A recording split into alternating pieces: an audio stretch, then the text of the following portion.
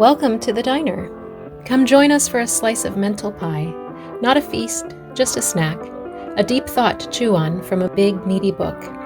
It's mother culture served from a short order kitchen. Sit at the counter of our virtual diner and let us serve you a slice of pie. Mental pie. It'll go good with a cup of coffee, then you get your refreshed self back to the fray with a few new, beautiful thoughts to think. To kick off Season 3, we've invited Dr. Timothy Patitsas, author of The Ethics of Beauty, to come chat with us and share some of his ideas. We really enjoyed talking to him, and we know you'll enjoy listening to the conversation. When we recorded this interview, we did it all at one time. However, when we were preparing to release it on the podcast, in keeping with our mental snack that's not a complete feast, we decided to break it up into segments. So that's why it will sound like the conversation is picking up in the middle, because it is. However, you'll see that the piece of the conversation as a whole holds together very well, and each one will definitely give you something to chew on. We hope you enjoy. Yeah. Should we talk about AI? I don't know anything about AI. Yeah, I mean, that seems to be the big buzzword these days. You know, what should people do and what should they think about it? And it seems to me like people want a dichotomy. It's either good or it's bad. And, you know, they want to be able to make the decision so that they can move on with their lives. But, I mean, have you thought about it much? And what do you think would be a beauty first way to think about it and approach it? Well, I think a couple parameters are pretty clear. First is that we should put more emphasis in the formation of people on experiences that are technology free. Mm-hmm. Like just something as simple as my nephew in his first year out of high school, he went to something called Greystone Academy, which anyone looking to get into one of the service academies, Annapolis or West Point, can spend a year in the Grace program, and they prepare you for your application. And one of the things they did was from 6 p.m. to 9 p.m., 5 or 6 nights a week, they had a supervised study hall with no technology. So we're going to need to park the phone outside the school, to double down on the book, double down on calligraphy, double down on everything that is embodying. And then we're also going to have to train people how to use the AI. But we want to keep. But we're going to have to do. If it's just the second thing, people will become odd cyborgs. And the second parameter is that one rule of economics, to the extent that Jane Jacobs thought we didn't quite have a science of economics, but to the extent that we do, one basic rule that holds out is the more capital per worker, the more valuable the worker. And AI will not, I don't think, make people obsolete. It will just give them so many more tools. I really thought that the AI itself really resonates with Ivan Illich's, vision for like education in society. Tell us more. His vision for education is that it's tremendously accessible for what individual human beings want to do with it. So, yes, you need human beings who are able to live embodied experiential lives, but AI really lowers the economic barrier for a lot of people to be able to perform tasks that are maybe outside of their normal range of being able to afford. I got an email from Fiverr the other day, and their CEO basically said, AI's coming for your jobs, guys. Because that sort of task that other people pay people to do, like here's $50, make me a spreadsheet. Now that's available to anybody with a free AI account. So if the human being is educated correctly, if the human being has a beauty first approach to the world, AI is just another tool in the arsenal that allows you to engage with ideas in a differently productive way. I don't even know if it's more productive, but I agree with you. I don't see this as threatening human tasks. I don't think it's going to take over human beings because I don't think it can replicate human consciousness. But maybe that's something that we're privileged as Orthodox just to take as a given, that a robot is never going to be a human being, you know? I mean, another thing I play with. Maybe the only job left will be liturgy. Yeah. Mm. Like that'll be all that's left. And but I don't really know. I mean, like the theory has never been disproven so far. The more capital per worker, the more valuable the worker. But then the more emphasis on how to the ability to use that. I mean, there is, of course, there is the possibility that things can go rogue. Um, I use the AI on X, on the Twitter app, and a lot of times it'll just be a random word in a sentence. It'll just throw random words. It doesn't really know what it's doing or something. So we'll see. I don't know. I mean, it's I guess I don't feel pressure to have an opinion because it's coming one way or another. Yeah. Do your students, is this something that your students talk about much or I not haven't really? taught the last 2 years. I was Okay. dean, and then I'm been on sabbatical, and things have changed a lot. Uh-huh. But what I think needs to happen is, that maybe the first day of class, everyone gets a basic Yeah. notebook, Right. and at the beginning of each lecture, there's a writing prompt, and we just go back to and you grade them among other things on penmanship, and we just go back to that and try to make sure. But I think certain questions I've asked the AI. I mean, see, I'm not sure that I'm getting a good answer. I would still have to be well. First of all, it's answering so fast that I would. It takes me a day to digest a couple of exchanges. So it's not. And even if I put input right in my head, like Elon Musk wants to do with Neuralink, it's not going to speed up that process. So to the extent that I want to learn and I want another human being to confirm, like I asked AI, I spent an hour on this. I said, what Omaha Beach on D-Day 1944 was a total disaster. I mean, the first two waves were all killed. No one survived. Can't we design a better boat that can get in there and just pound away at those German fortifications? So I went back and forth with AI, and it kept coming up with crazy names. We'll call this one the Gator. We'll call this one Steel Shark. And I felt like the form was getting better, but then at the end I'm like, unless I spoke to an actual human being who was a ship designer, I have no idea if any of this means anything Right.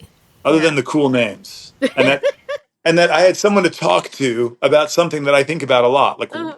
that was so dumb. Just throw all those guys. Right. So how invested was Jane Jacobs in this in capitalism as like the guiding economic principle? Because I've been reading like Robin No, not at Kimmer, all. Not not at at all. all, Pe- right? people are people are are insane about this whole capitalism thing. Look, she said, and there's a book by Catherine Pickstock called After Writing, Okay. and the subtitle is On the Liturgical Consummation of Philosophy. That book was my preparation for examining the work of Jane Jacobs. It's a great book, and it's a little dense, but she has this theory that in the 13th century, in Western Europe, liturgical theology or sacramental theology went awry. I don't remember how, and as a result, the economy went crazy. Now, the second part I remember exactly what she said. She said, formerly, before this collapse of sacramental theology, the purpose of excess money, of surplus capital, was liturgy in two forms. You might endow a hospital like a public service. You might endow you've seen this all over probably Europe, where you have these beautiful it's just really maybe even just a faucet, but someplace you can fill your bucket in the town square because they didn't have indoor plumbing, but someone in their surplus capital built that for everyone. Patronage, yeah. Patronage, or directly to monasteries or churches. And she said after the 13th century, the purpose of money became to make more money. Mm-hmm. Now, in 1968, in The Economy of Cities, Jane Jacobs makes this pretty much the same critique. She says, when the purpose of money in an economy is to make more money, this portends profound stagnation and the death of economic development. Yes. And the purpose of money is its producer's goods to promote this embodiment of insight for the life of the world. So that is the question. Now, it could be that even her form of it, you know, she was careful to show where these basic principles applied in communist countries and socialist countries and whatever the basic. So I think people today will try to interpret her as a capitalist, but I think first of all they're not being honest about this whole crazy sorcerer's apprentice thing. Where the universe ends because we produce everything into we turn everything into a production or something. Yeah, increased consumption ad nauseum. It's like that. We talked earlier about these dualisms that we need to transcend, and this is one of those keys that Ethics of Beauty and Jane Jacobs unlock, is the ability to transcend this capitalism socialism dichotomy as well. Yeah, she did, yeah. And I'm reading Robin Kimmerer, the serviceberry and braiding sweetgrass, and she really talks about she's kind of applying Native American indigenous principles to growing our economy into a more gifting gratitude perspective. This kind of like rhymes to me with everything that we're talking about. Yes, yeah, I think so. Is building the community in such a way that this consumption and the acquiring of capital and all these things, that's not the point. The point is human flourishing, right? I mean, someone does need to like tend to capital for capital's sake, right? And I know people make too much of a saint out of Warren Buffett, but he was gauging the health of companies, and he was not looking for just a fast return. So you cannot now. There's all these huge. I mean, trillions of dollars of capital flow globally. Someone needs to tend to that at the margins, but the main work has to be to say the purpose of my money is service, and if it's a service that can bring a return so that I can serve more, that's one thing. But be careful that it really is service. It's not just. A beauty first approach to money rather than a truth first or goodness or a moral approach to money. I mean, what can we do with money that's beautiful? What can we do with our education that's beautiful? All these things are related. I guess that's why we can talk about them for hours, right? Right. Yeah, and it's hard because we cannot, even by applying the best principles, we cannot achieve utopia. And the more you look at a healthy economy, the more it looks like the church. But the economy can only be a subsidiary to the church, and people want the kingdom, but they don't want God in it, right? That's the as Bono said, and as Bono wrote and Johnny Cash sang in a song. Right. Yeah, I guess it. So, some of what you were saying made me think of how in allopathic medicine, they tend to treat the symptom rather than the source of the ailment. And I think, like, when we're talking about capitalism and using money for money's sake and all of that, it's kind of, we're not assessing the health of the individual or the society that's using the money in the way that they're using the capital. It's more about, like, the external, what can we do with this money? Let's make more money, rather than, what is best for us to do with this money? Like, how can we be whole in the way that we use it? certainly, I mean, one of the most interesting things going nowadays is, regenerative agriculture, and this idea that, instead of farming in a way that's, a certain kind of capital intensive and extracts is basically killing the soil every year. The soil has less percentage of organic matter, and the nutritional density of our food is declining. And I think that's part of the obesity crisis, is that people are eating empty food, and they're doubling and tripling their portions and then adding sugar to kind of cut their hunger. And it's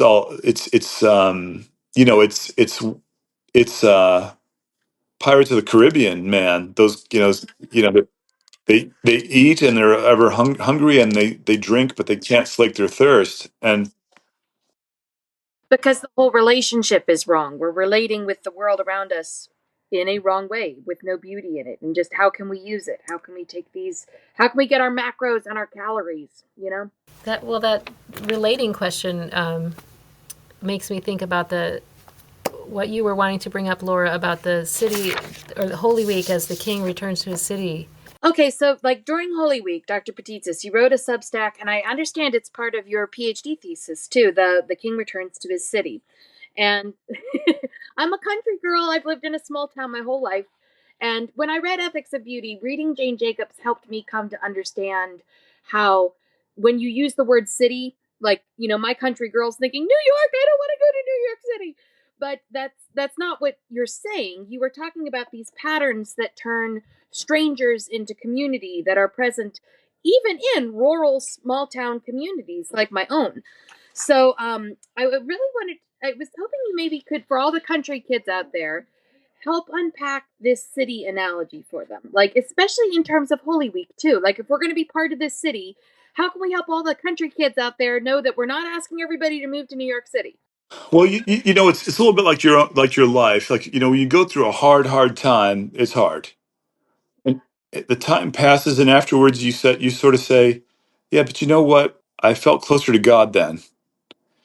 And I think, if you the reason that, at Beauty First Films, we did this city liturgy pilgrimage to Washington, D.C., we wanted to show the way in which a city, it is full of sacred places. And if you approach it in that way, many of the other experiences are transformed for you. I mean, sometimes when you're away from the earthly city, you feel closer to the heavenly city.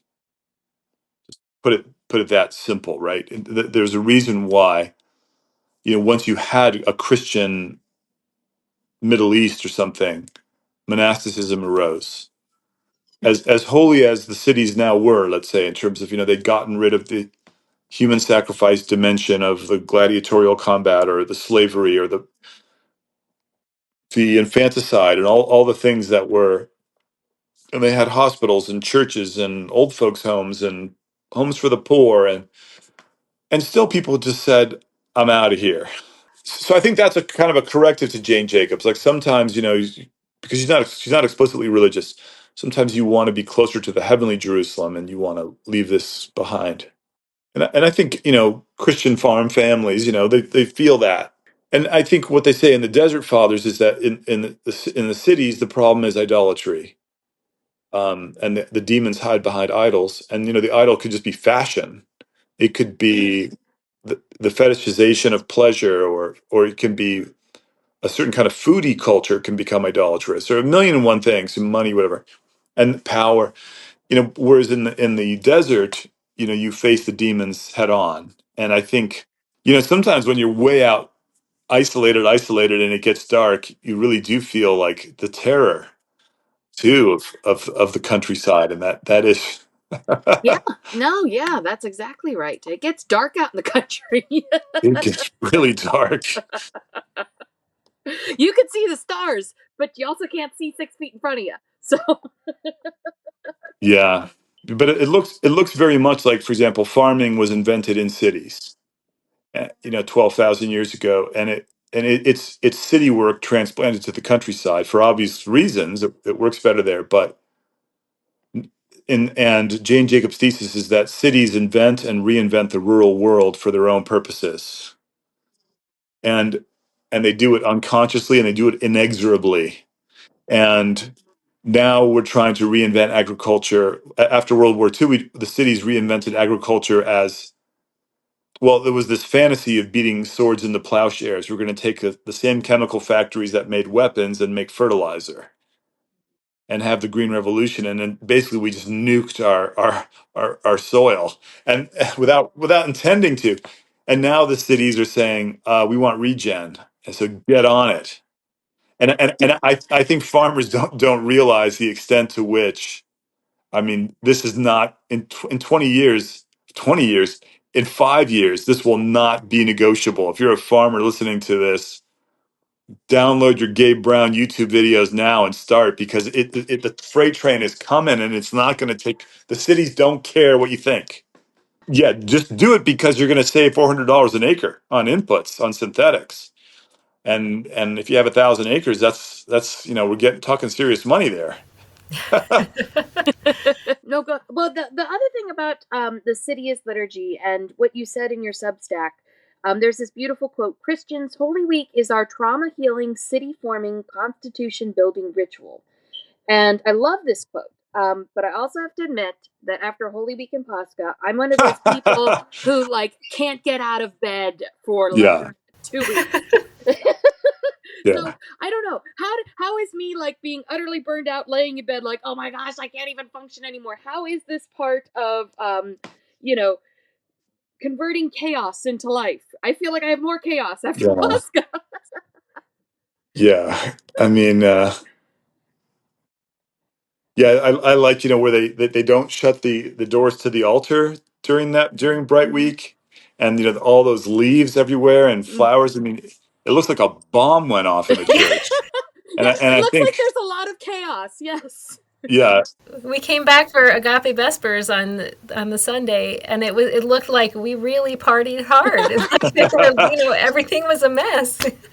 it's supposed to, yeah, it's the resurrection blows the doors off the gates of Hades, Right. and I mean, we're the egg that's supposed to crack, and our old self, and so we're going to be broken, but inside you do also feel that new life as well on Pascha, right? I mean, You it just have to is. like sleep for 2 weeks and then it starts to emerge. Well, there's that great image in the Voyage of the Dawn Treader, where the Edmund becomes a dragon, and and he's catching food for them. He's flying around, and when he because he's trying to repent, but he's still a dragon. And then finally that night comes where Aslan pads out of the forest and shows his claws, and he takes the piercing 3 times of the dragon skin, and he's a boy again. And I think that is the whole of Lent is in the service book called the Triodion, and it ends on Holy Saturday morning. So the Lent is designed to end in a failure, Ah, yeah. Mm, but the disciples are dispersed and Christ is in the grave, and you've had it. right. And then you open a new service book, the Pentecostarion, and it's for Holy Saturday night and the resurrection service, and it's we offer our failure, Mm. and then he just renews us. And of course, Lisa, going back to what you said, right? Like trauma, because it can leave us. I mean, if we're traumatized, it leaves us alternating wildly between godlike and animal-like status. And as Aristotle said, gods and animals aren't fit for the city. So it excommunicates us from the city, and then we end the ethics of beauty in the city, and the city as liturgy, and the civilized order of a pure heart. I think is some like a phrase. Maybe that's a phrase at the end of in the epilogue. I can't remember, but there's something like that. Like to be civilized is to have a pure heart, and everything else. Education, whatever they are aids to that, important aids, right? Like no one. I mean, if you think about a teacher, like a teacher, it's more obvious that they're in pain over your barbarism than it is that your priest is. And so, and yeah, and so or it's more obvious that your mother is in pain over your barbarism than that your dad is, and how that memory, of the teacher and the mother can be the thing that prevents you from, acting in a destructive way to yourself and others. Mm-hmm. Well, I have one more question for you. I know we've been talking for a long time, but Sure, yeah. okay. I heard through the grapevine that you actually have discovered the secret of the world, and that it is that we are ruled by 11-year-old girls. Oh, yeah. I don't remember how I phrased that, but I think it was watching what was her name? They redid The Parent Trap. With Oh, yeah. what was her name? Haley something, and she played both twins. Haley Mills did the old one, and And No, Lindsay yeah, Lohan did the new Lindsay one. Lohan, yeah. Lindsay Lohan, Hmm. and you're just like, holy moly, what an age of the 11-year-old girl, like just confident, knows everything, no self, there's no like, there's just none of that. No one else equals that. Yeah, maybe like a 90-year-old guy. I don't know. Sheer force of It's the personality. last. Yeah, just that. But it's this too shall pass. Everything is. You can have the best education and have the kids be smarter than the president. By the age of 18, they're still just 18. Yeah, and then they're going to get out there, and everything looks a little different. Yeah, that was funny. Yeah, that was funny. I can't. Who told you that? My friend Anna Vanderwall. Do you know? Yes, Mm-hmm. Yeah, she told me Anna Vanderwall. gotta ask him about 11-year-old girls. Yeah. Well, Anna Vanderwall preserved that, indefinitely. I think she still sort of has that. She just seems completely. I love it. Yeah, she's a wonderful artist. She's a wonderful artist with her icon carving and her writing. Thank you for listening to The Diner. If you like what you hear, you may be interested to know that Laura has written a sex ed curriculum for teenagers called Sex Ed for Sane People, and it can be found on her website at lauraewolf.com. You can also find our book, Patterns for Life, an Orthodox reflection on Charlotte Mason education, on Amazon.